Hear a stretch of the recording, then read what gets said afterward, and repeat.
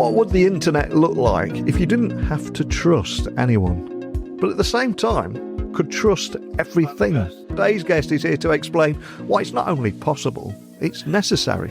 He is the Director of Ecosystemic Growth at the Web3 Foundation. His name's David. He's going to be joining me today to unpack the real-world movement behind decentralization, cryptographic trust, and what comes after the internet that we all grew up with. And thankfully, today's conversation is not about crypto hype or speculative tokens or when moon, because David's going to share how the Web3 Foundation is fueling that shift through its flagship network, Polkadot.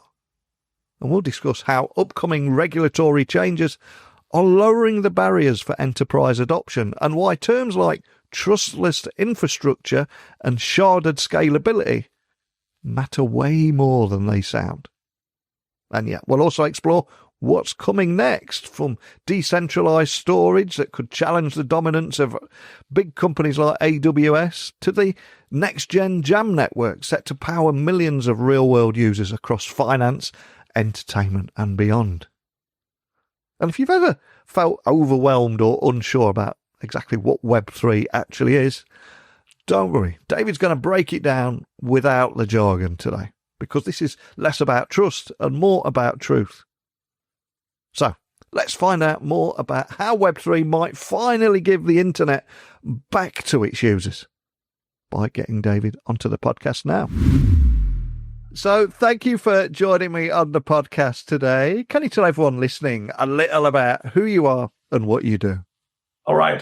Thank you for having me. So, I'm David. So, I have a technical background.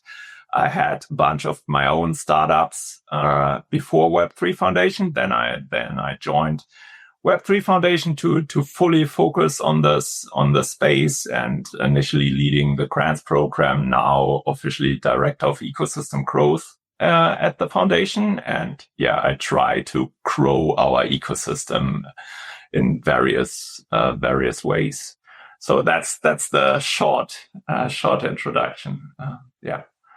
And for anyone listening that doesn't hang out on Discord, crypto, Twitter, or all those passionate Reddit communities, for those people that are hearing about the Web3 Foundation for the very first time, how would you explain what your organization actually does and why it exists in maybe a way that everyone can understand? Or as they say on Reddit, explain it to me like I'm 5.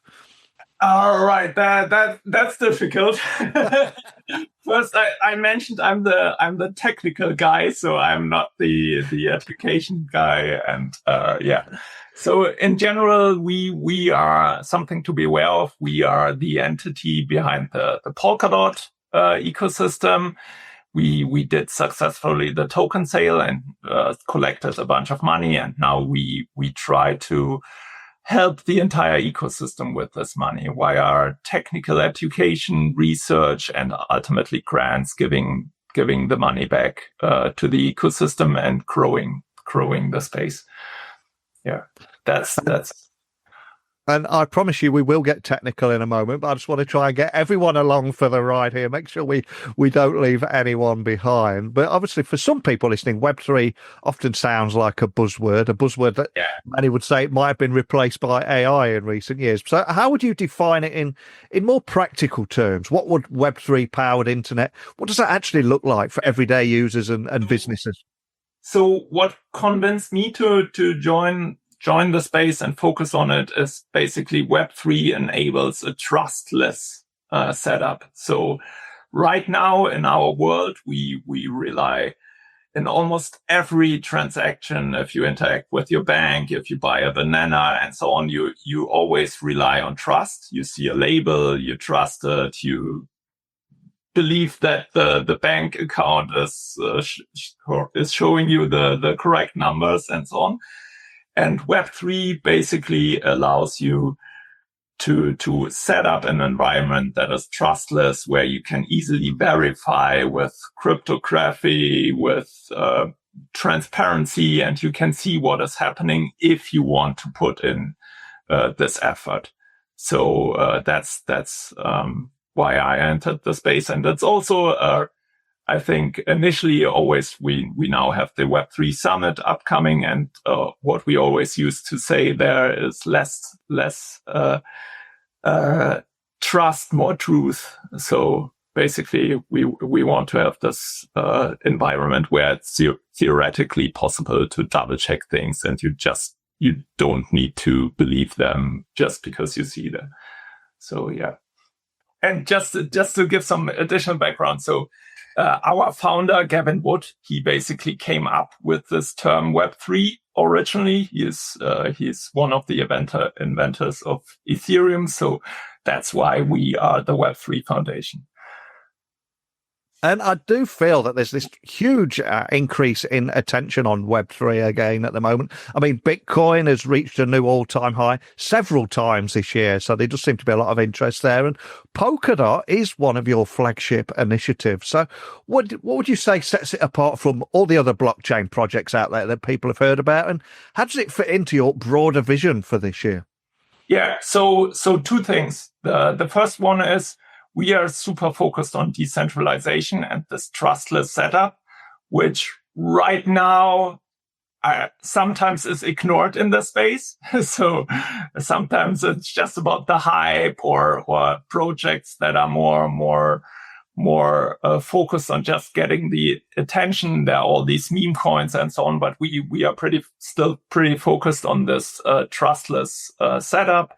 And then on the other side, we basically are fully focused on a sharded infrastructure. And everyone who doesn't know sharded databases and so on, it's basically setting it up in a way that not a single computer needs to double check everything, and ultimately allows for more scalability and more transactions and this whole space to grow.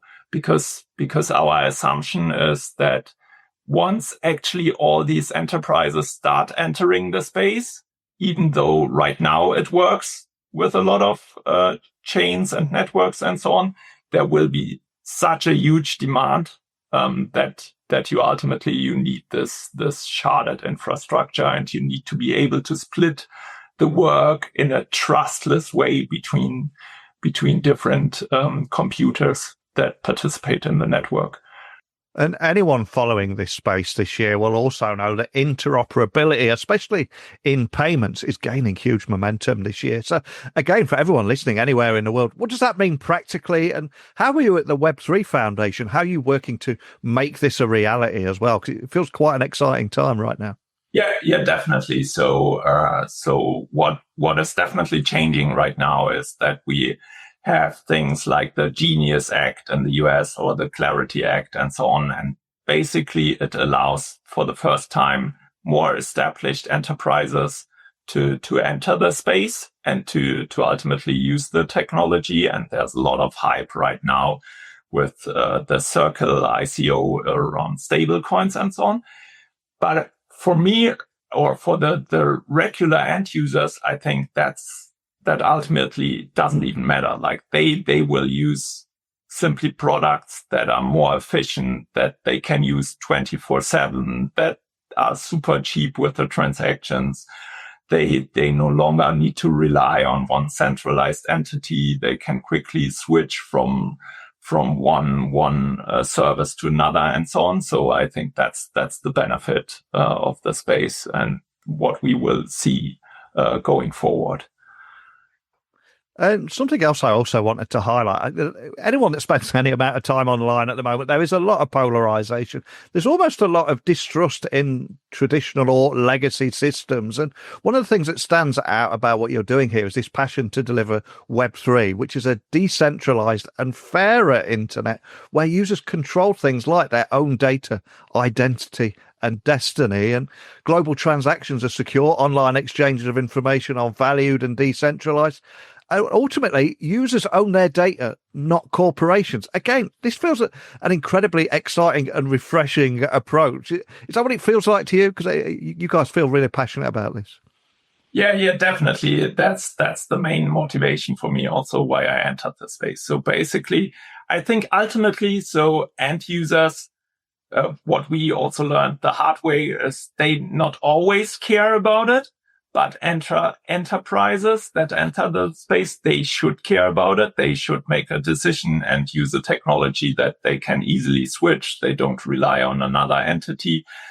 And this will ultimately, I believe, create this network effect that more and more enterprises and with this users enter the space. And they can easily switch. They are no longer locked into a bank account. They could theoretically switch from one bank to another bank in minutes or seconds. Or they can, if they use a social network, they can suddenly use the same account to use all the data that they shared on one network, suddenly on another network and things like this. And that they are ultimately in control. I think that's the great thing about Web3, and that will change a lot of things. And obviously, right now, established enterprises, they sometimes see this as a huge risk because they lose control, because this kind of technology, destroys potentially monopolies, or it makes it a lot easier to switch from one company to another company to change your accounts and so on. But I think the network effect of the technology is simply too big and too great. So over time, I think we see Web3 and blockchain technology behind a lot of different things, and you as an end user, you won't realize that in the background this kind of technology is used. And just the thought of monopolies and giant corporations losing control over things like our data, etc., feels great as a user. But from those big, huge corporations, do you notice any fear in those circles? Do they know the scale of the wave of change that's coming their way, do you think? I think they are, but they might underestimate it. Because they think everyone will still use their technology. They also start integrating it in potentially other fields, and this way enable the technology to get more traction without even realizing it. So, and then there's all this. It's basically the next evolutional step, and if the end user benefits from it, suddenly the transactions are cheaper and so on. You see this with Robinhood now entering the space and so on, that then the more traditional players, they either need to also implement the technology, or over time they simply will die. Yeah. And when we're looking at that next evolution, the Web3 Foundation is known for nurturing cutting-edge applications for decentralized web software protocols. And when I was doing a little research on you guys, I quickly learned that you support R&D teams that are building this decentralized web that we're talking about today. So I've got to ask, as someone right in the heart of this space, what kind of projects are you most excited about right now? And are there any trends that you think could drive further growth and further adoption in this space?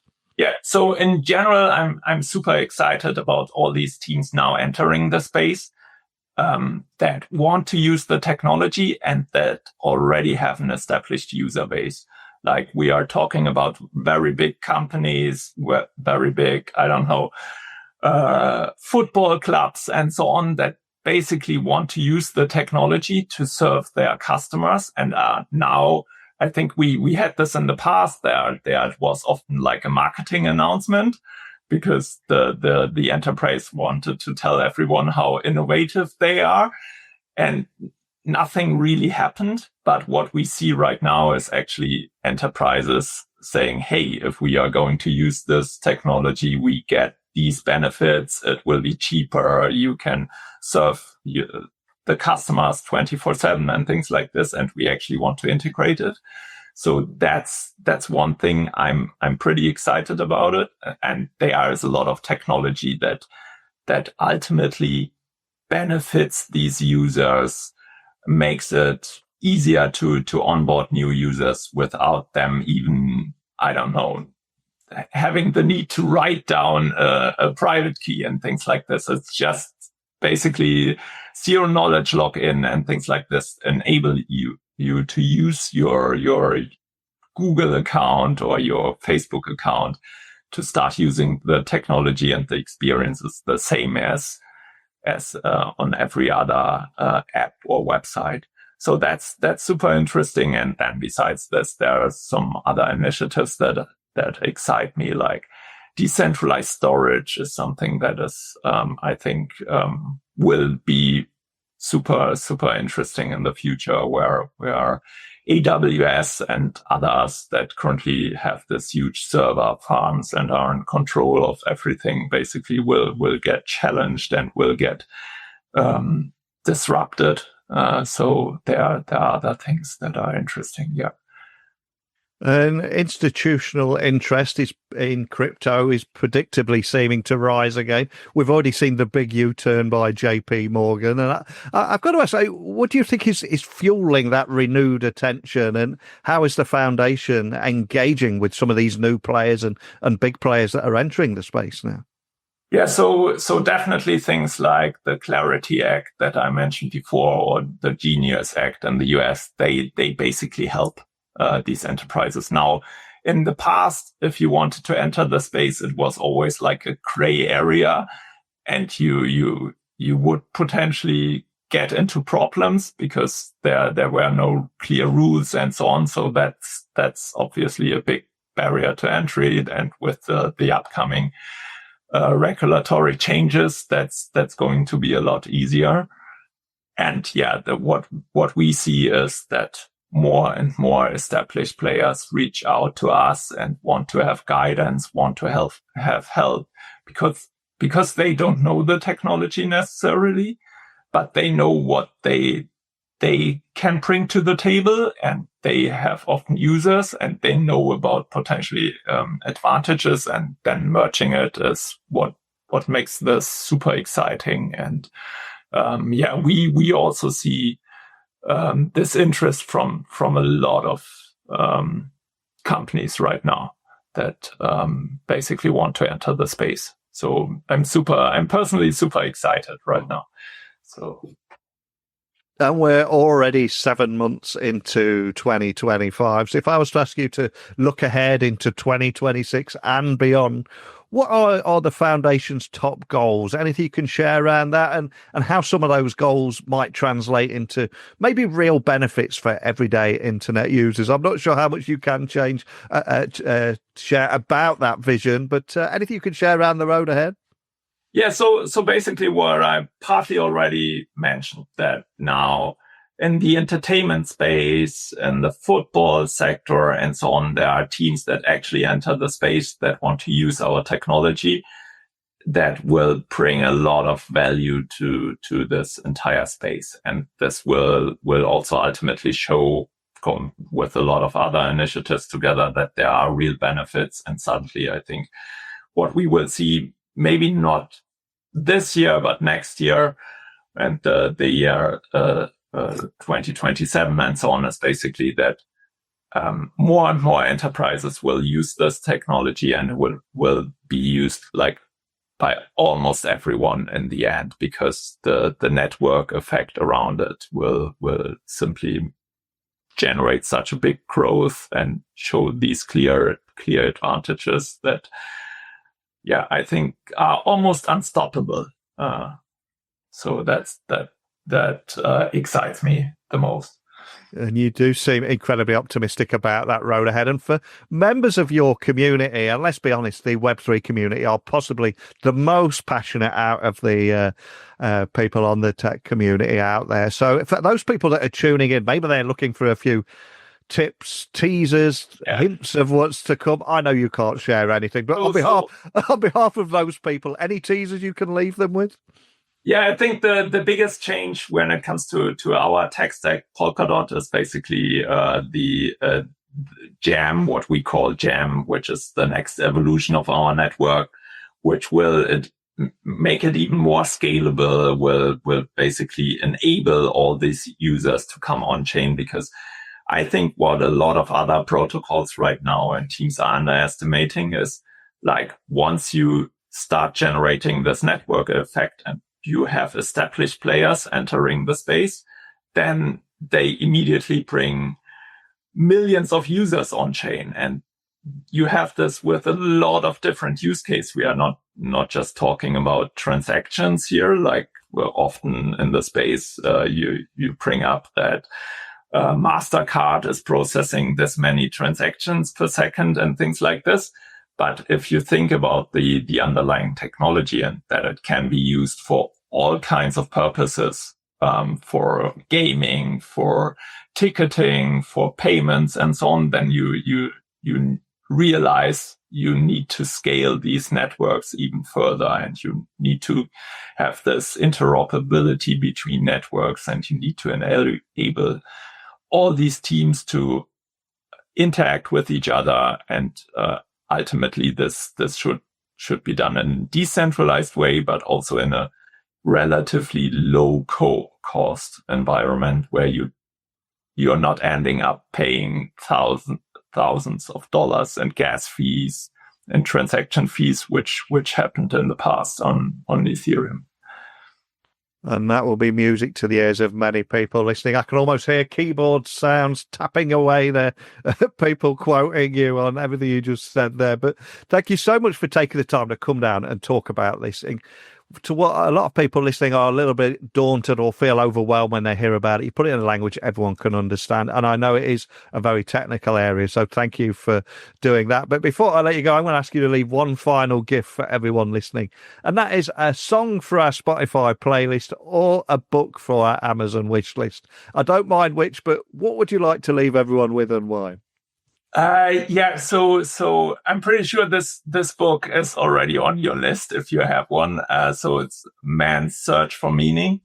And I personally found this book super inspiring. I actually read it multiple times, and I think, that's ultimately what drives me, basically having a motivation, doing something that you personally are convinced about, and doing this every day is, I think, is super great, and is something that ultimately, is beneficial, is a driving factor in the space, and that's why I'm in the Web3 space. Love it. Well, I will double check. If it's not on there, I'll get that added straight away. And most importantly of all, Web3 Foundation will have people from your community listening in.